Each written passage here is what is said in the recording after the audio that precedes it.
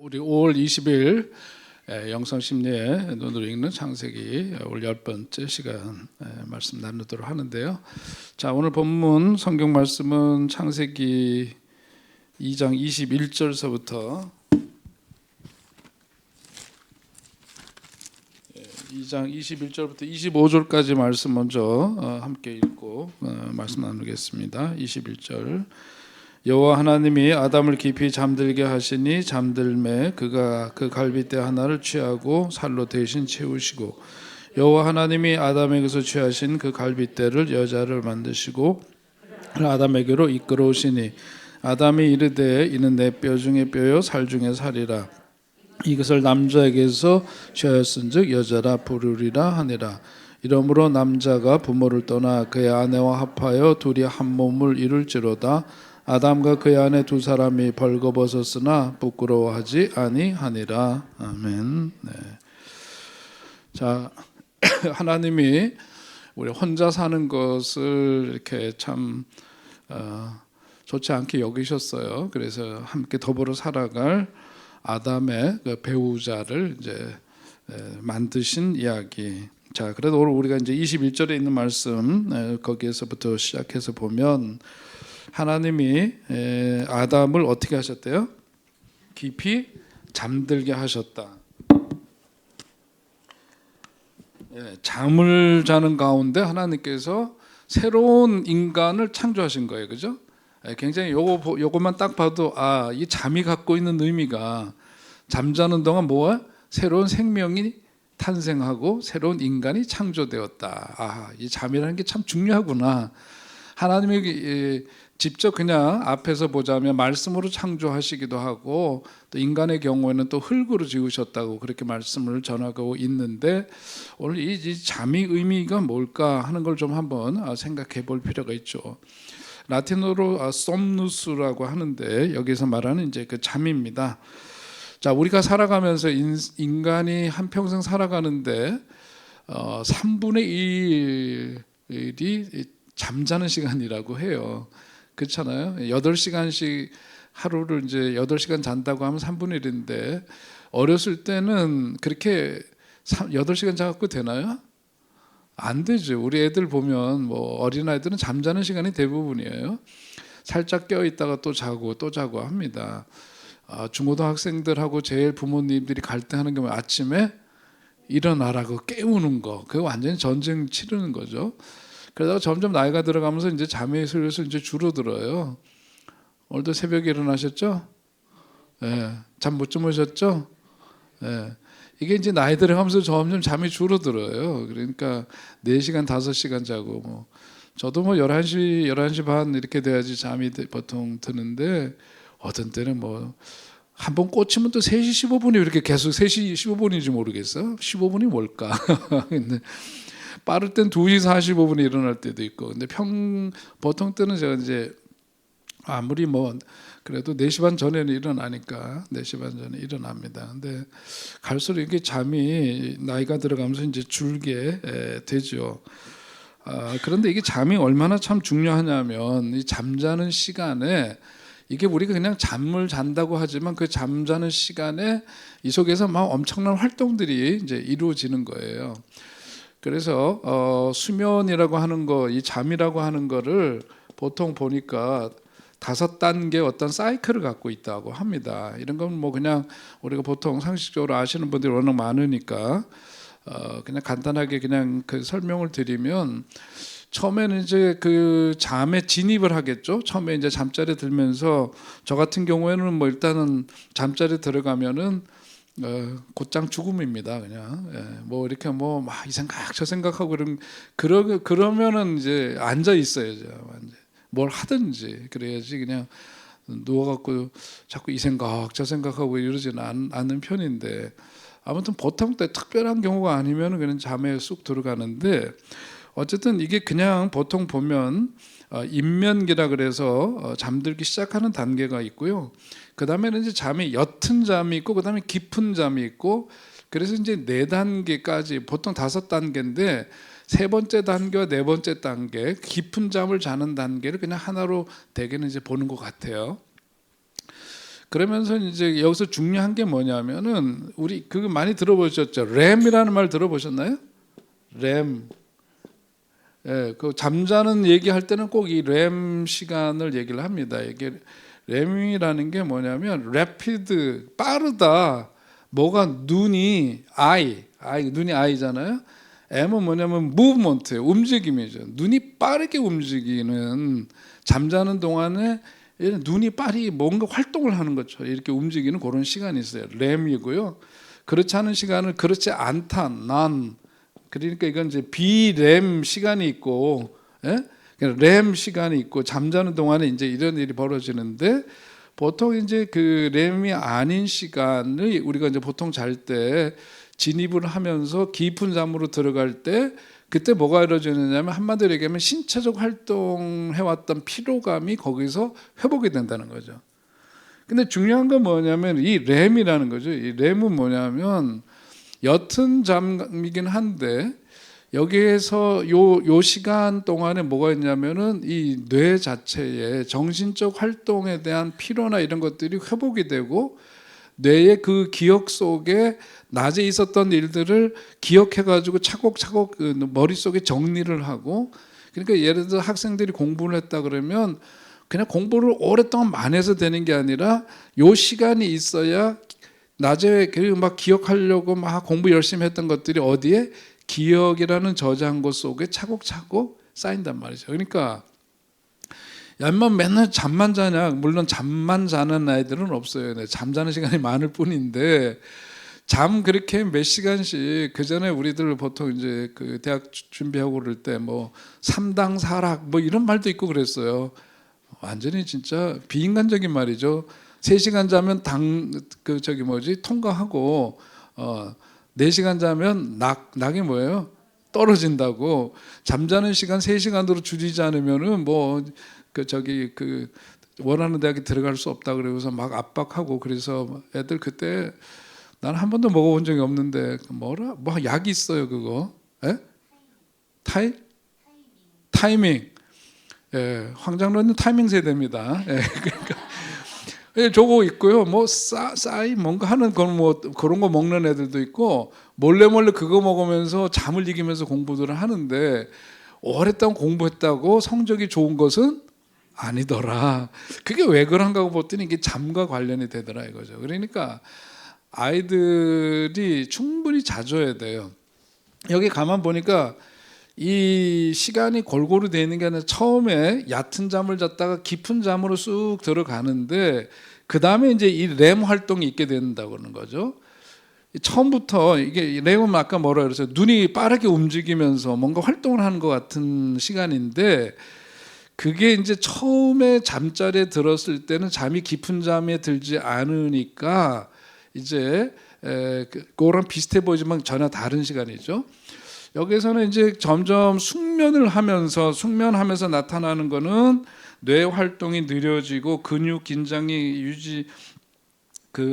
근육 상태에 몸을 뒤척일 수 있는 근육 긴장이 유지가 되고, 또 이런 활동이 둔화되고 안정되고 이러면서 이제 실체적인 회복이 이루어지는데, 그 다음에 이제 아까 얘기한 것처럼 램이 이제 이루어지는 이 시간에 여기에서 이제 이 눈이 뇌 활동 자체가 우리가 깨어 있을 때처럼 활발하게 움직이는 시간이라는 거죠. 그러면서 낮에 있었던 그 복잡하고 다 이렇게 했던 것들이 차차착 정리가 되고 이제 이러는 시간이래요. 그러면서 정신적으로 회복이 되는 시간이라는 거죠.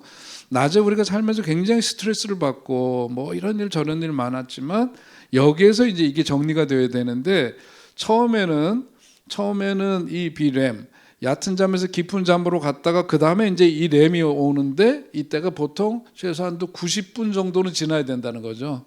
예?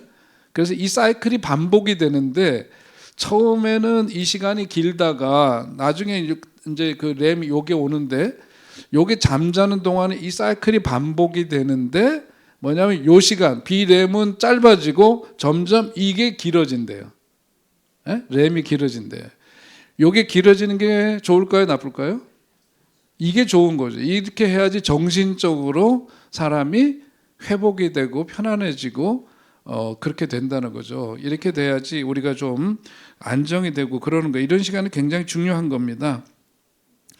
그렇지 않게 되면은 요런 이제 그래서 수면 사이클이 굉장히 중요해가지고 밤에 이제 잠 못 주무시는 분들 있잖아요. 예? 그런 이제 수면 장애가 있는 경우에는 이제 약을 먹어서라도 이렇게 하는데 사실은 이제 뭐 이제 급하니까 너무 힘드니까 이제 약을 드시는 경우들도 있고 그런데 사실은 이제 우리가 이제 상담을 하거나 이러면서 권하는 거는 뭐냐면 일어나는 시간을 고정하는 게 제일 중요해요. 일어나는 시간. 그럼 예를 들어서 우리가 아침에 새벽기도 때는 5시 일어난다. 그럼 이때 이제 일어나잖아요. 일어나고 이 그 수면 장애가 있는 분들을 가만 보면은 밤에 잠을 하나도 못 잤대. 예? 밤에 잠을 못 잤대. 그래서 언제 자요? 낮에 자요. 이게 안 되는 거예요. 그다음에 언제 자요? 낮에 안 자려고 애를 써 안 자. 언제 자요? 초저녁에 자요. 초저녁에 자요. 드라마 보다가 깜빡이라 그러지만 깜빡 아니거든요. 예? 말로는 깜빡이, 암 깜빡이에요 그거. 그리고 밥 먹고 나서 약간 식곤증이 있을 때, 그것 아주 달죠 잠이. 그죠? 다 전과가 있어 내가 보기에는. 그래서 초저녁에 잠깐 자면 밤에 잠 못 자요. 그러니까 뭘 제일 중요하냐면은 아침에 기상 시간을 딱 정해놓고 나면 이거를 고정시켜 놓고 낮에 무슨 일이 있어도 초저녁까지 잠자는 시간까지 예? 누워서 자면 안 돼. 계속 몸을 움직여야 돼요. 비틀거리는 한이 있더라도 그렇게 해서 이 시간까지 버텨야 돼요. 잠자는. 그다음에 잠을 자고 일어날 수 있도록 하려면은 몸이 피곤하고 이렇게 이거를 습관화해야 된단 말이죠. 그러니까 깜빡잠 절대로 안 되는 거예요. 누워서 10분, 30분 안 되는 거예요. 그게 이제 그러면 막 이제 수면 사이클이 엉키는 거거든요. 그럼 이제 그게 안 좋은 거예요, 몸에. 그 전에 우리 사역할 때 어떤 전도사님이 있는데 제가 병원에 가보라 그랬어요. 왜 그러냐면 이 전도사님은 성경 공부할 때도 그렇고 예배 드릴 때도 보면은 뒤에들 앉아 있잖아요, 전도사님이. 자요. 제가 보기엔 자. 처음에 안내하고 그래서 다 이제 진짜 예배 분위기로 진입하고 나면은 그 다음엔 뒤에 앉아서 자. 한두 번이 아니라 매번 그래. 그래서 혹시 기민증이 아니냐. 낮에 계속 자고 이 사람은 밤에 잠 안 잘 거예요. 그러니까 이게 수면 사이클이 엉킨 거예요. 그리고 이거 일종의 장애예요. 그러니까 가서 이거는 바로 잡아야 되거든요. 기민증에 걸렸든지 아니면은 잠 안 자는 시간이 며칠 계속되다 보니까 이게 깨져버렸어. 그렇게 되면은 어떻게 되죠? 이게 이제 엉켜가지고 잘 안 된단 말이에요. 그러니까 나이 드시면 잠자는 시간이 줄어드는 것은 맞는데 그래도 우리가 정서적으로나 또 신체적으로 이 잠을 사이클을 잘 이렇게 시간을 규칙적으로 이렇게 해서 그 사이클이 몸에 딱 배어 있어야 몸도 마음도 건강하고 편안하지. 이 수면 장애를 앓게 되면은요 굉장히 피곤해요. 그러면 어떻게 되죠? 우울증에 걸리기가 쉬워요. 그리고 어떤 환각도 와요. 망상도 오죠. 그래서 병원에서 이제 치료받다가 어떤 분들 이런 게 깨지고 그러면서 뭐냐면 이 망상을 한단 말이에요. 선망 증세도 보이고 그러죠. 그래서 잠을 제대로 못 자면 체중이 감소가 돼요. 체중 감소. 그렇다고 해서 잠 안 자는 걸로 살 빼려고 하면 그건 또 아닙니다. 그 체온이 떨어지고요. 심지어는 이제 그게 죽음에 이르기도 한다고 해요. 그래서 사람이 이 잠이 얼마나 중요한지 저도 또 옛날 얘기하면 좀 그렇긴 한데 어디가 조사를 받고 그러는데요. 안 재워요. 방 안에 불을 얼마나 강하고 환하게 켜놨는지 잠을 잘 수가 없어요. 그리고 계속 그러니까 이게 하루 이틀 지나면요 사람이 돌아요 진짜. 그래서 고문 방법 중에 하나가 잠 안 재우기도 있잖아요. 그러니까 참 무서운 거거든요. 자, 이게 이제 잠의 중요성에 대해서는 우리가 이제 그렇게 알겠는데, 자, 하나님이 아담을 깊이 잠들게 하셨다. 이게 히브리어로 이제 타르데마라고 하는 건데요. 이거는 그냥 잠이 아니라 막 깊은 잠이죠. 그리고 한편으로는 그 원뜻이 뭐냐, 행복한 쉼이라는 뜻이기도 합니다. 행복한 쉼이에요.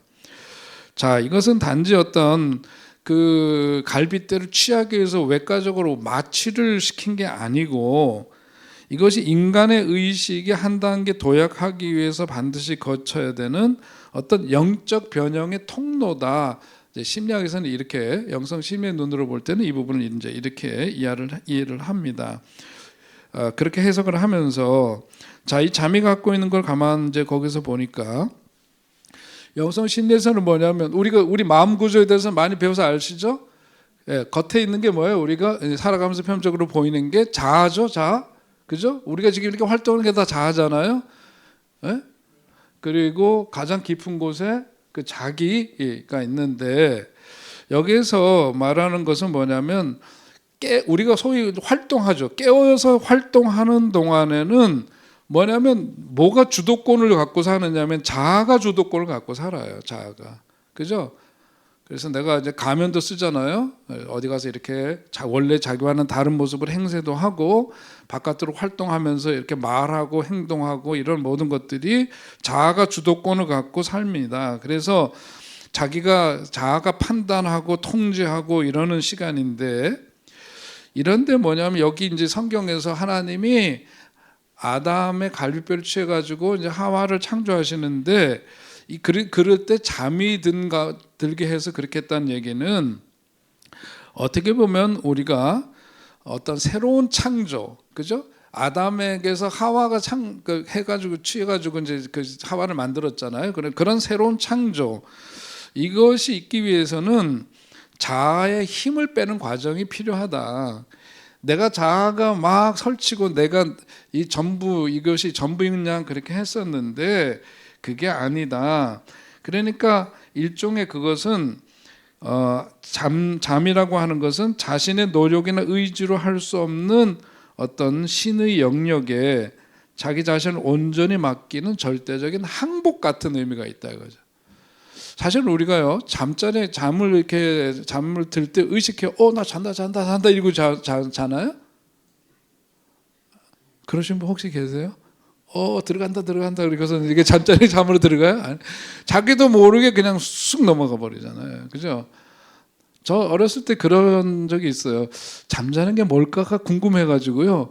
잠이 뭔지를 포착하려고 막 애를 썼는데 아무리 해도 그건 실패도구만요. 그죠? 잠자는 순간을 의식하지 못해요. 근데 그게 바로 사실은 우리가 무슨 순간이랑 똑같을까? 경험해보지는 못했지만 이걸 통해서 생각해 볼 수 있는 게 저는 그게 바로 죽음이라고 봐요. 제가 사실은 이제 그 임종하시는 분들 굉장히 많이 봤거든요. 임종하실 때 그게 뭐냐면 자 이제 나 떠난다 이러고서는 이따가 딱 이러는 게 아니잖아요. 자기도 모르게 스르르 잠자듯이 그죠? 지켜보신 분도 아실 거예요. 잠자듯이 이렇게 그냥 잠자는 상태로 들어가는 거예요. 그래서 성경에 있는 말씀도 마찬가지로 이 죽음에 대해서 잠자는 것이다 그렇게 표현을 하잖아요. 사도 바울을 통해서 주신 말씀 보면 바로 그런 건데 그럴 때는 뭐냐면 우리는 그야말로 이 죽음으로 들어가는 거랑 똑같은 거예요. 항복입니다. 일종의 바깥에서 설치던 그 자아가 이 잠자는 시간 동안에는 이제 자기가 행세를 못해요. 그죠? 그런 일종의 항복이다. 그런데 그 시간이 뭐냐? 그것이 새로운 창조를 위해서 우리에게 필수적으로 필요한 시간이다 그런 얘기죠. 자아가 깨어있는 동안에 나라는 틀이 너무 견고해가지고 내 속에서 어떤 다른 무언가가 이렇게 드러내고 창조되는 것이 허용이 안 돼요. 그런데 이 잠이라고 하는 것이 나라는 이 자아가 견고하게 그 성경에 보면 부소자들 견고한 진이라 그러잖아요. 그죠? 기억나세요? 성경 말씀이에요. 견고한 진인데 이게 뭐냐면 잠자는 동안에 그 견고한 진이 자아가 행사할 수 있어요, 없어요? 없어요. 그러면서 이 경계가 완전히 허물어진 그런 가운데에서 창조의 역사가 일어난단 말이죠. 그러니까 일종의 그것은 하나님께서 우리들에게 주시는 일종의 어떤 은총이라고 생각할 수 있습니다. 그죠? 자, 이 그 무의식으로서의 어떤 하강, 수동적 성숙, 말을 좀 어렵게 쓰긴 했는데 이건 무슨 얘기냐면 이제 그 하와라는 존재가 탄생하는데, 창조되는데 아담의 외부에서가 아니라 갈빗대는 외부에 있는 거, 안에 있는 거예요? 안에 있는 거죠, 그죠? 아담의 갈빗대. 그러니까 우리 더군다나 갈빗대는 이 심장, 이 가장 중요한 부분이잖아요. 이 내면의 가장 깊고 단단한 부분에서 취해졌다는 거고, 그래서 가장 소중한 영적인 결실은 인간이 어떤 분주하게 활동하는 그런 어떤 어떤 의식 세계죠. 그것이 아니라 깊고 고요하고 멈춤, 일종의 그게 이제 무의식이고 잠인데 그 속에서 하나님에 의해서 길러지는 거구나 하는 것을 바로 이 이야기를 통해서 우리들이 깨달을 수가 있다는 거예요. 이해가 되시나요, 좀? 예. 그러니까 우리가 설치고 다니는 내가 다 아니에요. 이 잠자는 동안에 우리가 그 속에서 이 무의식 속에서 하나님에 의해서 우리들의 어떤 그 자체가 어떤 고요함, 멈춤 이런 거잖아요. 그런 속에서 어떤 새로운 영적인 결실, 새로운 창조 이런 것들이 이루어지는 거다. 예, 그런 뜻이 그 속에 내포되어져 있고, 그리고 그 영성 심리에서 이 잠이라고 하는 것은 뭐냐면 모든 것들을 우리가 다 해야 된다는 강박 속에 살잖아요. 그죠? 우리가 그렇잖아요. 뭐 그게 누가 저절로 되어지는 게 아니란 말이에요. 하나님이 아담을 그렇게 재우신 것은 네가 잠들어도 너의 삶은 하나님의 손 안에서 더욱더 아름답게 어떻게 돼? 빚어지고 있다. 그 속에서 하나님이 그 일을 하시잖아요. 그러니까 우리가 잠을 잘 때도 그냥 피곤하니까 잔다라고 하는데 그 속에 뭐가 있어요? 하나님의 은총이 깃들여져 있는 거죠. 내가 모든 걸 다 주도하려고 분주하게 살았던 삶에서 이 잠을 자는 시간 동안은 뭔가를 할 수 없는 그런 상황 속에 있지만 하나님은 그 속에서 오늘 우리들에게 보여주는 이 이야기는 하나님은 그 가운데에서 오히려 아까 램 활동처럼 우리의 생각과 기억 이런 것들을 잘 정리하고 정서적으로 새롭게 회복되도록, 비렘은 뭐라 했어요? 신체적인 피로감이 회복되는 시간이라면 이건 정신적으로 새롭게 회복되는 시간인데 바로 이런 시간을 통해서 우리들이 정서적으로나 신체적으로 힘을 갖고 살아갈 수 있는 것처럼 하나님은 이 잠을 통해서 새로운 창조 역사를 이루어 가신다. 그러니까 우리가 잠자는 것도 얼마나 큰 은총인지, 시편 127편에 뭐라 그래요? 하나님께서 사랑하시는 자에게 잠을 주신대요. 잠을 주신대요. 그러니까 그것이 얼마나 큰 은총인가 하는 것을 우리가 함께 생각할 수 있는 그런 말씀입니다.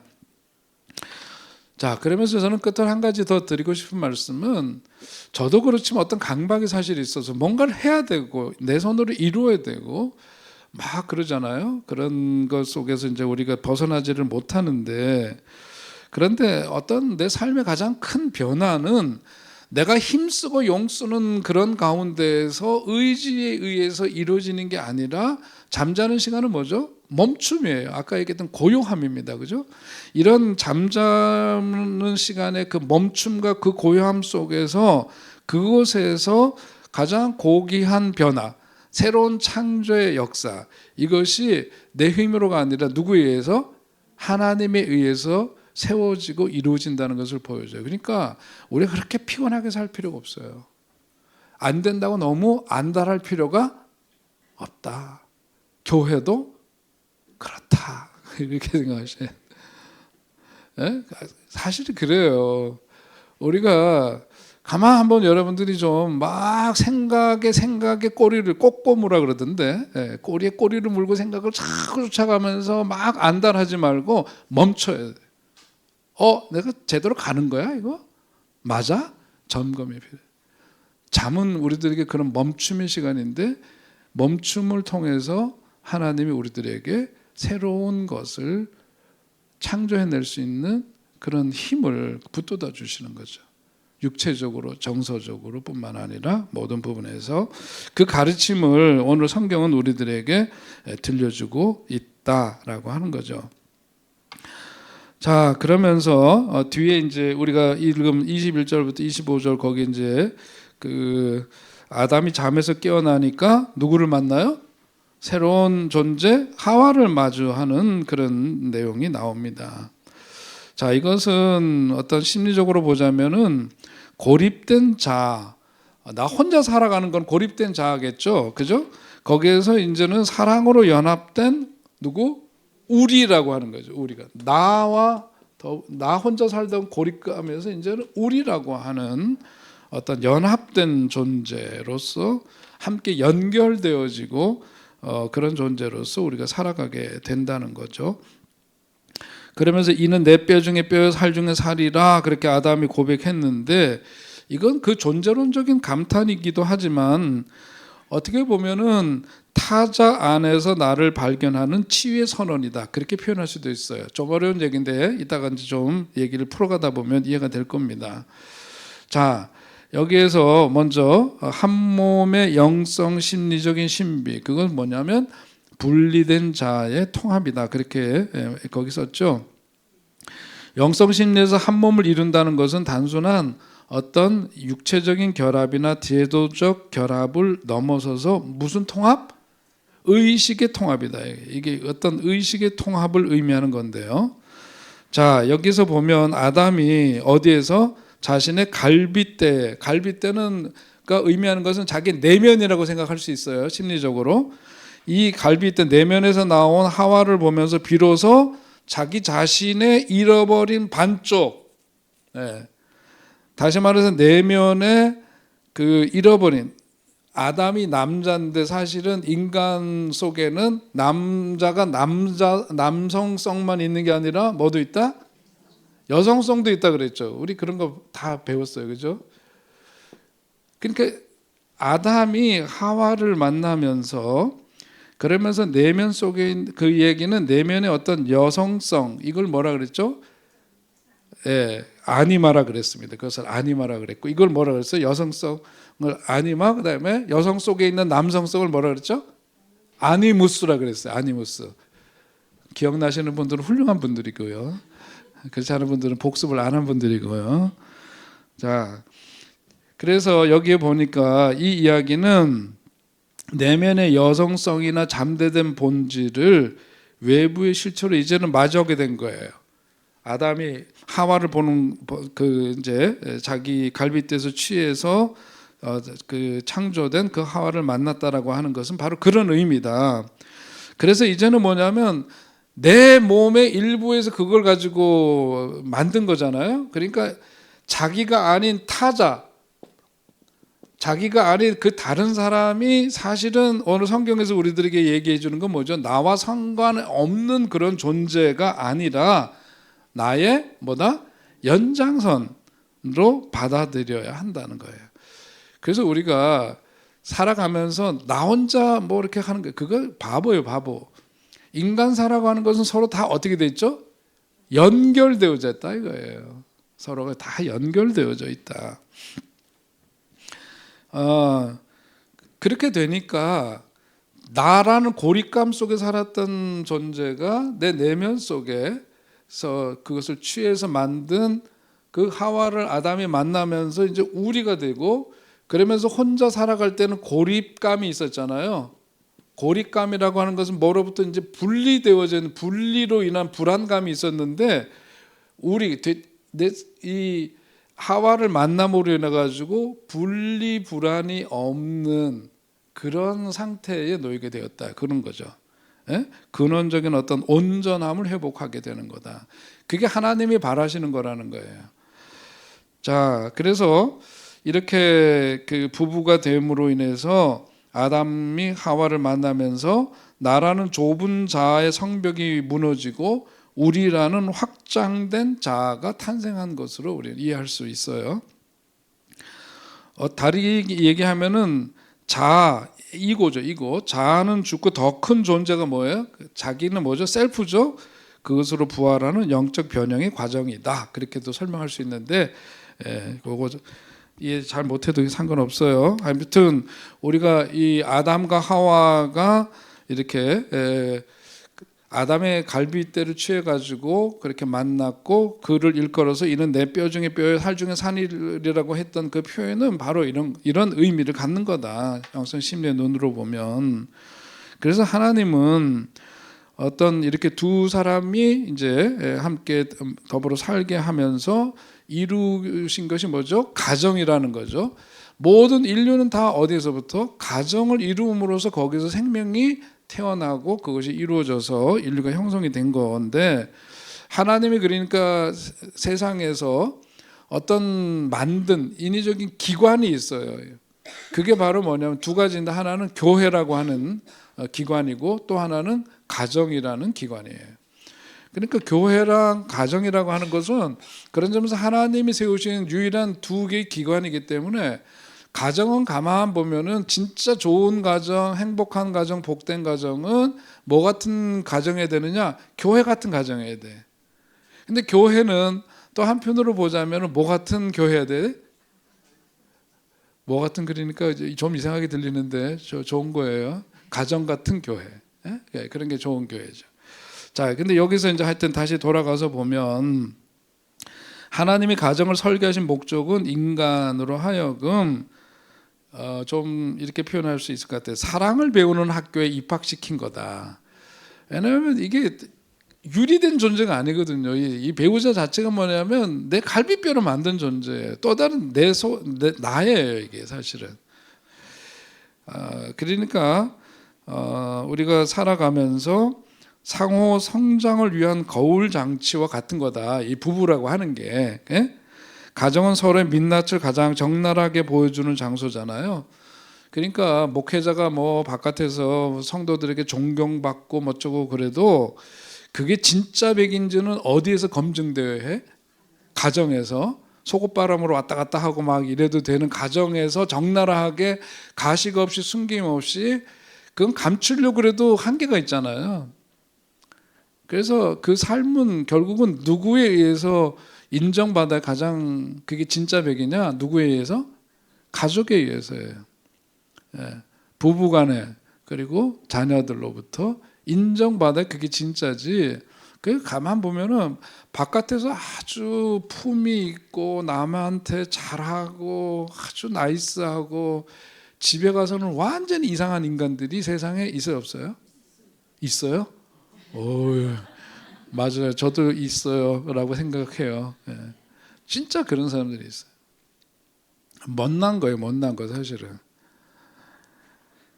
자, 그 얘기하면 또 이제 길어지니까 우리가 결국은 하나님은 배우자를 통해서 나의 가장 취약한 부분, 그게 뭐죠? 우리 마음 공부하면서 했던 걸로 보자면 그림자겠죠, 그죠? 섀도우, 그림자고요. 또 그거 아까 이제 처음에 인간 창조에 대한 얘기를 할 때 우리 인간을 뭘로 지었대요? 흙으로 지었잖아요. 일종의 흙의 속성 같은 거겠죠. 그거를 이제 보게 하는 거죠. 함께 더불어 살면서 그게 보여요. 그래서 너 안에 나 있다, 뭐 나 안에 너 있다, 뭐 어쩌고 이러면서 영화 대사 같지만, 그거 영화 대사이지만 한편으로 그거 참 의미 있는 이야기인 거죠. 그래서 살면서 그 속에 나를 보여. 저 인간을 보니까 그전에는 그걸 대상화해서 상대화해서만 봤는데, 가만 보니까 그 속에 뭐가 보여요? 내 그림자가 보이는 거죠. 나의 취약점이 보이는 거고, 그런 거죠. 일종의 그런 점에서 뭐다? 거울이라고 얘기할 수 있다. 그러니까 이걸 통해 가지고 자아는 교만을 버리고 겸손해지고 서로를 깎고 다듬으면서 함께 성숙해 갈 수 있는 그런 거. 그게 하나님께서 가정을 이루시도록 한 목적이라고 볼 수 있겠죠. 또 한편으로는 뭐냐면 삼위일체적 연합의 지상 모델이다. 말은 다 이렇게 뭐 멋지게 썼지만은 보면은 서로 다르지만 다 열어보면 뭐다? 쌤쌤이다, 그거예요. 영어 좀 써도 못 알아들으시는 거예요? 쌤쌤이라고, 똑같다고요. 제가 가만 보니까 전 지금도 이렇게 젊은 날 20대부터 제가 또 자랑질 같은데, 함석권 선생 이런 분들을 모시고 강연회 하고 막 이러면서 진짜 기라성 같은 어른들 옆에서 이렇게 좀 가까이서 보고 그랬거든요. 그리고 또 목회를 하면서 내가 이제 대학 떨어지고 원하지 않는 대학 가고 막 이랬던 그 열등감 이런 것들이 목회하면서 그 기랑 진짜 공부 어마어마하게 잘하는 친구들 이렇게 대상으로 목회하다가 그거 다 그 마음 문을 열어보니까 그 놈이나 내 놈이나 똑같은 거예요, 사실. 진짜로 그래요. 그러니까 뭐 때문에 괜히 기죽고 그럴 필요 하나도 없어요. 제가 왕년에 그래도 대통령 뭐 청와대도 꽤 들락거려 봤잖아요. 교회 때문에 제가 다른 게 아니라 이호 장로님 계시고 그러니까 거기 뭐 신방도 가고 김대중 대통령 무슨 일이 있을 때 또 뭐 그런 데도 가고 과신 그룹들이 모이는 데도 있어요. 그 뭐 김대중 대통령 일본에서 생환제 그 왜 그 죽을 뻔했다가 살아났잖아요. 그런 거 생환 기념일이 되면 8월인가 거기 가신 그룹들이 또 김대중 도서관 거기에 다 모여서 미사를 드리고 그럽니다. 뭐 근데 제가 진짜 대통령 아니라 대통령 하랍이라도 그 사람들 보면은 괜히 뭐 이런 거 하나도 안 생겨요. 왜냐하면 뚜껑 여러분 다 똑같아요. 좀 험한 얘기를 하면 밑창은 다 똑같은 거예요. 그러니까 사람 위에 사람 없고 사람 밑에 사람 없다는 말이 진짜예요. 그러니까 제가 얘기 드리는 건 뭐냐면 괜히 개무시하라 그런 얘기가 아니고 괜히 이 사람은 이러고 저러고 뭐 이런 것 때문에 기죽고 비교하고 그러면서 괜히 마음 심란하게 살 필요가 하나도 없어요. 다 똑같아요. 다 똑같아요. 그러니까 성경에서 여기서 얘기해 주는 것도 뭐냐면 하나님도 어떻게 존재하시냐면 삼위로 존재하시잖아요. 근데 한 분이시라 그랬죠.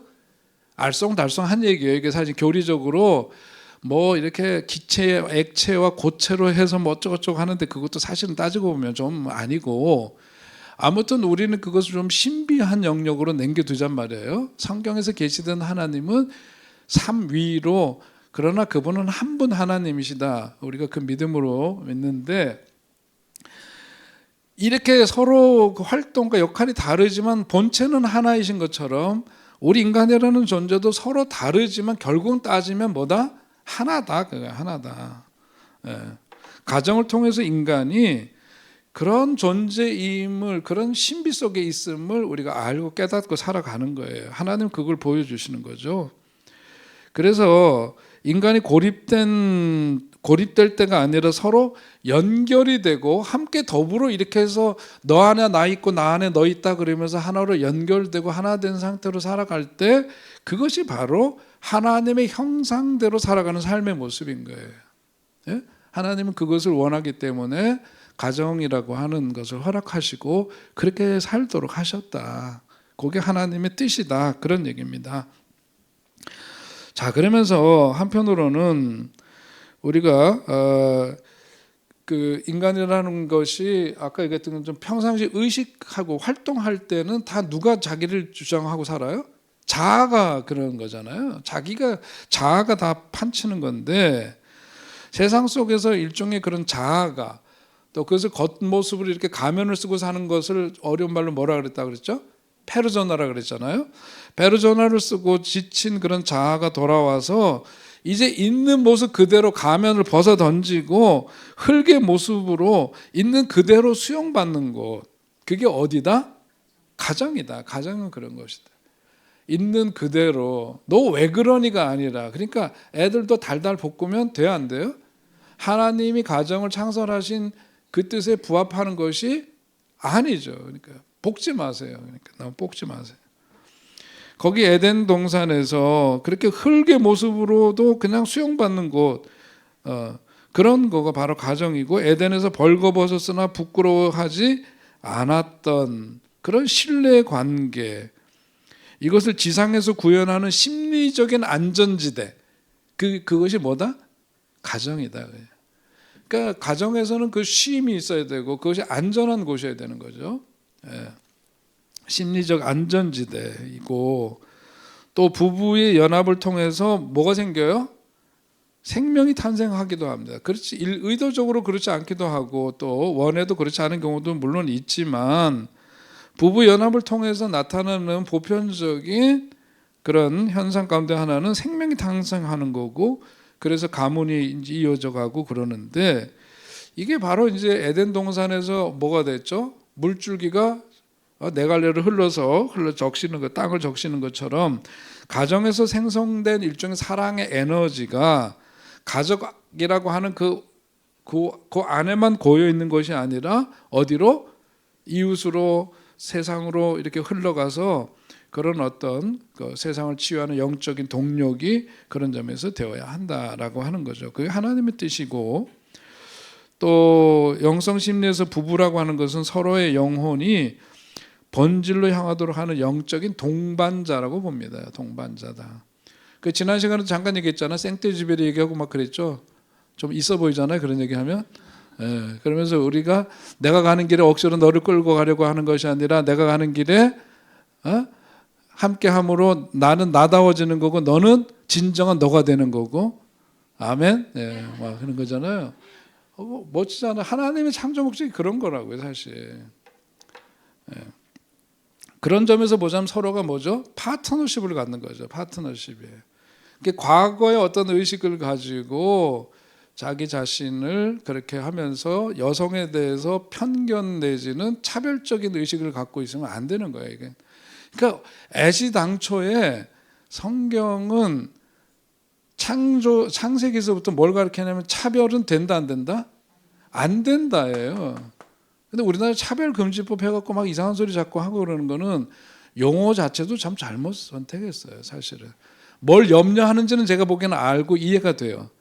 그러는데 그것을 차별을 금지하는 거를 우리는 반대한다 그러면 사람들이 뭘 오해하지? 기독교인들은 차별을 뭐 하는 사람이에요?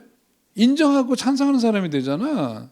그거는 근데 성경의 이 창세기에서부터 맞아요, 틀려요? 어긋나는 거잖아요. 그죠? 빠져든다. 이제 이렇게 해서 나 이제 근데 거기에서 법조항이 되었을 때 우리가 우려하는 점들, 뭐 동성애 문제 이런 데서 이런 이해 차이도 있고 이런 거 좀 따져볼 문제 물론 있지만 보편적 가치로서는 그게 맞는 거예요. 그래서 원민경 권사 그 맡은 부서가 뭐라 그랬죠? 성평등 가족부라. 성평등. 성은 평등. 이게 뭐냐면 그래서 제가 국가기관 중에서 각 미니스트리라 그러잖아요. 거기 이제 그 각 부처 중에서 가장 목회적으로 가까운 게 그 부서 같아. 그러니까 기독교인이 가서 해야 될 가장 적합한 장소야. 그 자리야, 그 자리가. 가만 보니까.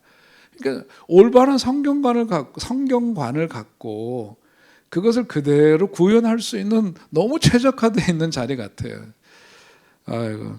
너무 이렇게 얘기하면 좀 그런데 자, 우리 성경 이야기가 바로 그런 이야기고요. 그래서 오늘 읽은 짧은 21절, 25절에 있는 말씀 보니까 24절에 이러므로 남자가 뭘 떠나? 부모를 떠나.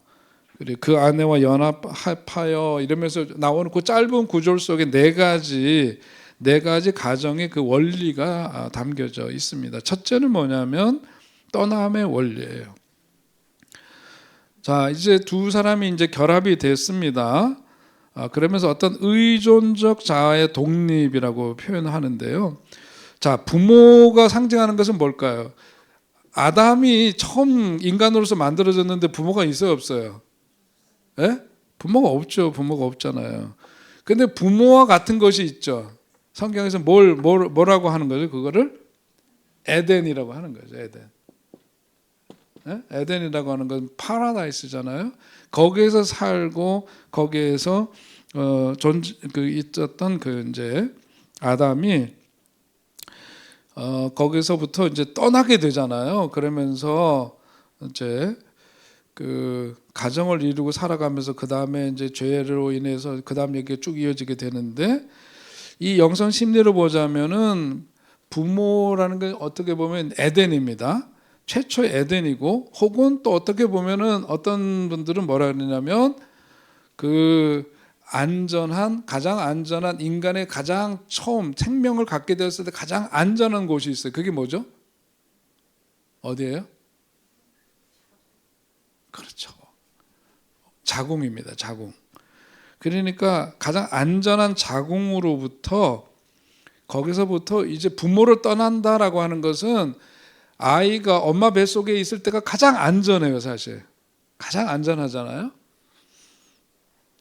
우리 큰아이도 보니까 좀 일찍 태어났어요. 한 달 반 일찍 태어나가지고 태어나기 전부터 이제 전치 태반이고 뭐 이래서 빨리 나오려고 해가지고 못 나오게 하려고 엄마가 계속 그냥 침대에 누워만 있었어요. 누워만 있고 그러는데 그게 뭐냐면 엄마의 자궁이 가장 최고의 그 아이에게 있어서는 안전지대고 생명을 공급받는 가장 적합한 곳이거든요. 나오게 되면 어쩔 수 없이 나오게 되면 그 다음에 어디로 들어가요? 인큐베이터로 들어가요. 인큐베이터가 엄마의 자궁과 가장 이제 그 거기서 공급되던 것들을 공급해주는 안전한 장소로 만든 건데 그런 환경이 너무 다르죠. 우리 큰아이도 태어나서 그래도 일찍 태어났으니까 그 인큐베이터로 들어갔는데 인큐베이터 들어가니까 좀 있다가 황달이 오더라고. 그래서 한 2주인가 3주인가 있다가 우리 어머님이 도저히 안 되겠는데 가서 이러고 보더니 퇴원시켜라. 퇴원해. 더 있어야 돼. 병원에는 더 있어야 되는데 아니다. 우리 엄마는 지금 관록이 있으시잖아요. 아이를 몇 명? 8명을 이제 길러낸 그 관록이 있으신 분이니까 퇴원 딱 어떻게 하려고 그러는 퇴원해서 집에 가서 따뜻한데 잘 씻기고 왜냐면 인큐베이터에 있어서 무슨 목욕을 시키는 게 아니잖아요. 그냥 이렇게 해봐놓고 막 공급되고 뭐 이런 씻기고 젖을 먹이고 뭐 그러면서 품에 안고 그랬더니 좀 지나니까 황달 금방 없어지더라고요. 그러니까 참 이게 엄마 자궁이라는 게 얼마나 참 귀한 건가 그런 생각이 그때도 들었는데 사람이 다 자랐단 말이에요. 엄마 뱃속에서 며칠 있는데요? 예? 270인데 10달이라 그러는데 10달 아니잖아요, 사실. 만으로 따져야 돼, 만으로. 그때가 되면은 더 있으려고 하는 놈들이 가끔 있어. 그러면 애가 너무 커져갖고 애가 너무 힘들어진대요. 근데 때가 돼서 성장을 했다. 그럼 그다음 어떻게 되죠? 엄마 몸에서 나와야 되죠. 뭐가 이루어진다고요? 좀 고급스러운 언어로 얘기하면 그게 뭐죠? 분리가 이루어진다고 하는 거예요. 성장을 하게 되면 거기서부터 뭐가 분리가 이루어져. 이유죠, 위닝. 그것이 이루어지는데 마찬가지로 아담과 하와가 이제 그 부모를 떠나서 이제 아담이 남자가 부모를 떠나라고 하는 것은 이제는 새로운 부부가 됐어요. 배우자를 만났어요. 자기의 반쪽을 만났어요. 그러려면 거기에서 이제 새로운 삶이 시작되려면 가장 먼저 뭐 해야 된다? 떠나야 된다 이거죠. 자기가 이제까지 의존해 왔고 안전하다고 여겨졌던 그것으로부터 떠나는 것이 시작이 되어야 한다는 거죠. 과거의 어떤 익숙한 의존 관계, 어떤 투사 이런 거 끊어내고 독립된 주체로서 이제 서야 되는 과정인 거예요. 그러니까 우리나라에도 가만 보면 이게 문제인데 결혼을 하면은 자식들이 부모로부터 뭐 해야 된다고요? 엄마 뱃속에서 나온 아이들이 몸 바깥으로 나온 것 자체가 분리이지만 그러면서 뭘 자르죠? 탯줄을 잘라줘요. 탯줄을 잘라줘야지. 아유 저거 어떻게 아까워서 어떻게 어떻게 이렇게 하면 안 되죠. 과감하게 이걸 딱 잘라줘야 돼요. 마찬가지로 아이들이 성장을 했고 가정을 이루고 그러면은 뭘 해야 된다? 떠남의 원리라고 하는 것은 이제 뭐가 떠나야 돼? 경제적으로도 떠나야 돼, 안 떠나야 돼요? 아주 힘줘서 말씀하시네. 이 부분은 아닌가 봐요. 현실은 아닌가 봐요. 경제적으로 떠나보내는 게 원칙이다 이거죠. 또 뭐가 있어요? 정서적으로도 떠나보내야 돼요. 아니 내가 아는 분 중에 몇 대 독자인가 하여튼 그래요. 결혼을 했는데 부부가 같이 자야 될 거 아니에요? 시어머니가 가운데 와서 잔대. 시어머니가. 이거 미치지 정말. 이거는 뭐냐면 엄마가 아들을 아직 못 떠나보냈어요. 그 다음에 장가간 아들 놈이 맨날 호간을 누구한테 전화해? 지 마누라한테 전화를 해야 되죠. 어디 되죠? 엄마한테 물어봐. 엄마 오늘 뭐뭐 했는데 이건 어떻게 해야 돼? 이렇게 물어본대. 요즘 대학에서도 하도 엄마들이 성적이나 이런 거 갖고 교수들한테 전화하고 그러니까 그러면은요 이제는 점수 안 줘요. 그래서 본인이 아닌 사람에 대해서는 정보 공개 안 하고 그렇게 하면은 엄격하게 하는 걸로 이제 바꿔줘요. 이게 뭐냐면 이게 경제적으로, 정서적으로, 신체적으로뿐만 아니라 이제 떠나야 돼요. 이게 안 되는 거죠. 그러니까 엄마들이 결혼을 하고 나면 이제 거리를 둬야 되는데 못 하고 맨날 뭐 해다 준대? 반찬 해다 주고. 우리는 그거 없으니까 나 자신 있게 얘기할 수 있어요 지금. 예? 그러지 마세요. 괜히 힘들게 뭐 반찬 해다 주고 그래. 그럴 거 있으면 저기 교회 저기 친구 권사님 만나가지고 어디 가서 맛있는 거 사 먹는 게 낫지. 아니 표정이 달라진대잖아. 집에서는 반찬 하나 놓고도 아유 뭐 다른 거 먹을 거 없어 그러면 아 그거면 됐지 뭐 그러고 그러다가 아들이래가 온다 그러면은요 얼굴 색깔이 달라진대잖아. 에? 엄마 토요일날 내가 갈게 그러면은 그때서부터는 분주해진대. 장 보러 간대. 장 보러 가가지고 뭐 있는 거 없는 거 다 털어가지고서는 상 차려주고 아유 그 짓을 하지 말아라. 이 성경에 있는 얘기예요. 제가 그런 걸 못하기 때문에 하는 소리는 아니에요. 그러니까 이게 요즘은 뭐 부모들이 경제적으로도 이렇게 뭘 도와줘야 되고 뭐 사는 게 워낙 또 힘드니까 가능한 할 수 있다면 뭐 그런 게 좋아 보이기도 하지만 기본적인 건 이래. 떠나야 돼요. 떠나는 것이 배신 아닙니다. 나만의 어떤 고유한 에덴을 일구기 위해서는 나만의 그 에덴을 일구기 위해서는 여기서부터 벗어나고 떠나야 된다. 그렇지 않으면은 그 새로운 관계를 만나잖아요. 배우자를 만났지만 그 속에서도 부모의 그림자를 찾게 돼 있어요. 그러면 이것이 건강하지 못하고 갈등이 생겨요. 예? 그거는 성경적이지 않고 하나님의 가정을 창설하신 이유와 목적에 부합되지 못하는 것이다. 그래서 첫 번째는 떠남의 원리, 두 번째 영속성의 원리라고 합니다. 그것은 그 아내와 합하여라고 하는 거죠. 신뢰와 인내의 컨테이너다. 그렇게 멋지게 표현했어요. 그죠? 자, 인간의 변화는 하루아침에 일어나는 게 아니라 어떻게 되느냐면 그 아내와 합하여 영속성이라고 하는 것은 자아가 성숙할 때까지 서로를 견뎌주고 담아주는 일종의 심리적인 컨테이너 역할을 하는 거다. 서로 이제 합해졌으니까 뭐냐면 나와 다른 점이 분명히 있을 거예요. 그죠? 그런 것들을 이제는 계속해서 더불어 성숙해질 때까지는 서로 참아줘야 되고 또 내가 그 익숙치 않고 다른 점이지만 그것을 내가 품어주고 수용해주고 이러는 게 필요하다는 거죠. 그래서 감정이라 흔들릴 때도 이게 뭐냐면 이제 아내와 합하여 그렇게 됐으니까 이것이 언약이라고 합니다. 이게 왜 말을 이렇게 달리 쓸까? 계약이라고 하는 것은 인간과 인간이 약속하는 거예요. 근데 깨져요. 이거는 상황이 달라지고 시간이 지나면서 깨지기도 하고 그래요. 언약은 영어로는 이건 컨트랙이고 이건 커버넌트예요. 언약이라고 하는 것은 하나님하고 맺은 약속입니다. 그러니까 이것은 너희가 너희가 사람이 나누지 못할지니라 그러잖아요.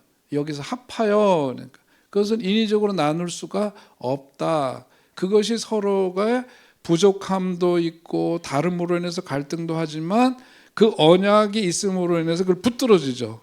서로 못 도망가고 그것을 파괴하지 않도록 이렇게 해준단 말이에요. 그런 거가 참 중요하죠. 그래서 언약이라고 하는 것이 감정의 파도를 견디게 하는 일종의 닷과 같은 역할을 합니다. 자, 그렇게 해서 합하여 그 다음에 둘이 한 몸을 이룰지니라. 둘이 한 몸을 이루었다라고 하는 것은 이제 서로 다른 두 인격이 만나서 새로운 이제 그 우리가 됨으로써 이거 자체가 진정으로 이제 통합된 자아라고 아까 표현했잖아요. 아까 얘기하면서 잠 얘기하고 그러면서 되겠잖아요. 우리가 서로 아담의 갈빗대를 취해서 그렇게 하고 그 내 속에 부족함고 내 속에 있던 것들을 다시금 그 이렇게 만남으로서 하나의 온전한 통합이 이루어지는 것으로 설명했던 것처럼 하나 된다라고 하는 것은 이제 나라고 하는 좁은 감옥에서 벗어나서 타자죠. 배우자도 타자잖아요. 타자와라는 신비와 합일되는 영적인 그런 뭐라 그럴까 그 하나됨 이런 거라고도 할 수 있어요. 서로 다른 인격이 이제 만나가지고 진정으로 하나가 되어야 한다. 그리고 우리 어른들은 그걸 한마디로 일심동체라고 했는데 서로 살다 보니까 그렇게 돼야 한대요. 우리 시험 볼 때 뒤에다 막 이렇게 컨닝 페이퍼 넘기는 것 같은데 그런 거 아니죠?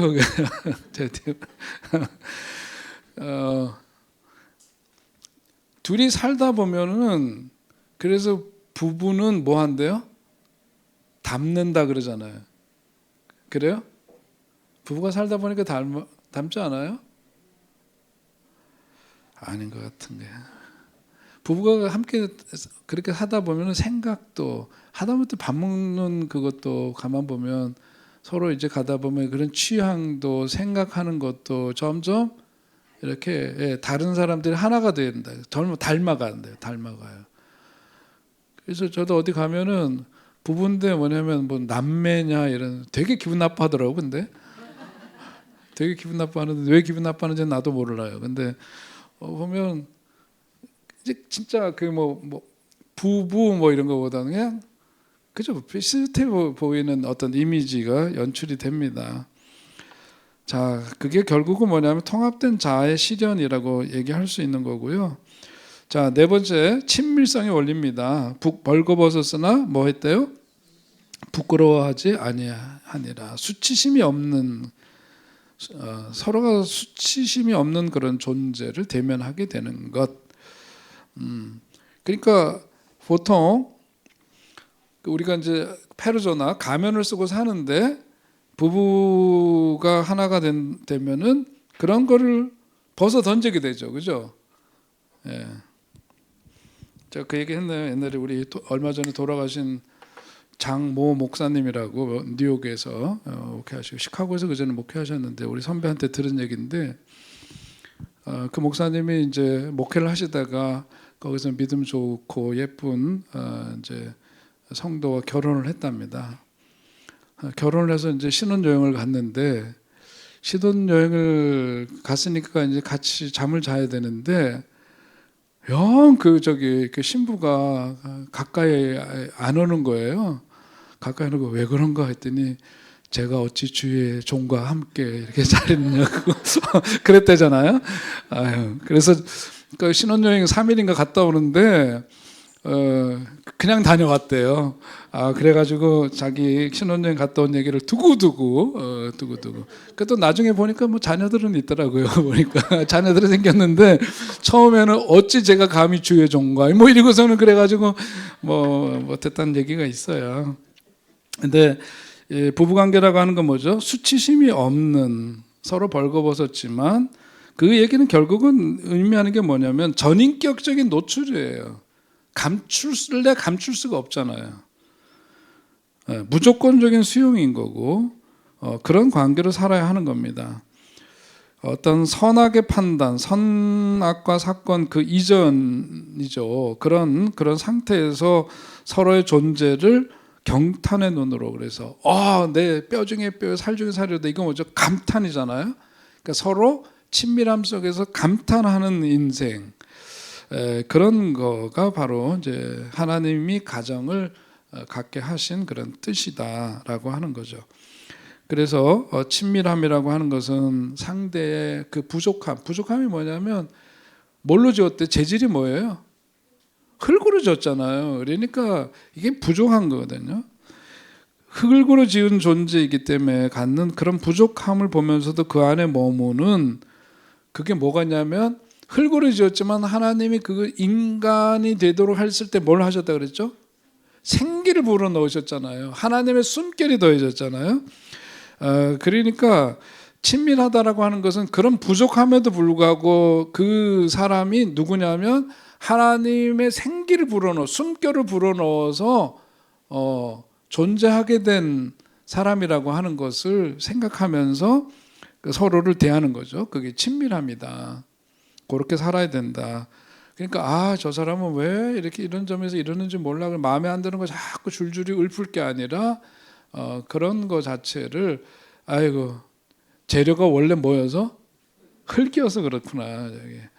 저기 영국의 무슨 도자기는 뭘로 본 차이나가 아니구나. 이게 흙으로 지어가지고서는 이게 시답지 않고 그런 건데 그것을 하나님의 숨결이 더해짐으로 생명이 된 이니까 그걸 놓치지 않고 서로 수치스러운 존재가 아니라 인격적으로 그대로 수용해주는 관계 속에 살아가도록 하나님은 가정을 갖게 하셨다. 그런 얘기죠.